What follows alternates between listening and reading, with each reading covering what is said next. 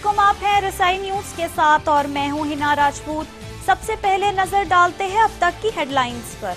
गिरफ्तार भारतीय raw agent Kulbhushan Yadav ने अपनी वीडियो में सारे राज उगल दिए। कराची और बलोचिस्तान में दहशतगर्दी और बलोच अलैदगी पसंदों की हमायत अहदाफ थे। मुस्तकबिल में गवादर रिपोर्ट को हदफ बनाना चाहता था। इस्लामाबाद में पाक फौज के तर्जुमान लेफ्टिनेंट जनरल आसिम सलीम बाजवा और वजीर इत्तलात परवेज रशीद की मुश्तरका न्यूज कॉन्फ्रेंस। पंजाब में दहशतगर्दों और कलअदम तंजीमों के खिलाफ क्रैकडाउन जारी। मुख्तलिफ शहरों से सैकड़ों अफराद को हिरासत में ले लिया गया। हसन अब्दाल में 4th शेड्यूल में शामिल कलअदम तंजीम के 6 कारकुन गिरफ्तार।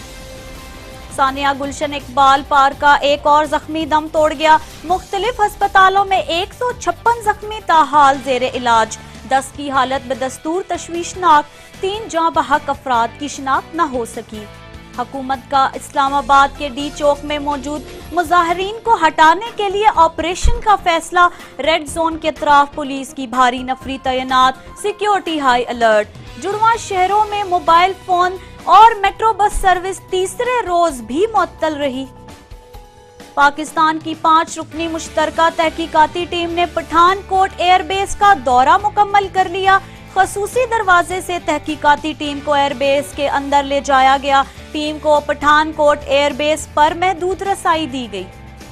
मिस्र का तैयारा हाईजैक करने वाले पागल शख्स ने हथियार डाल दिए।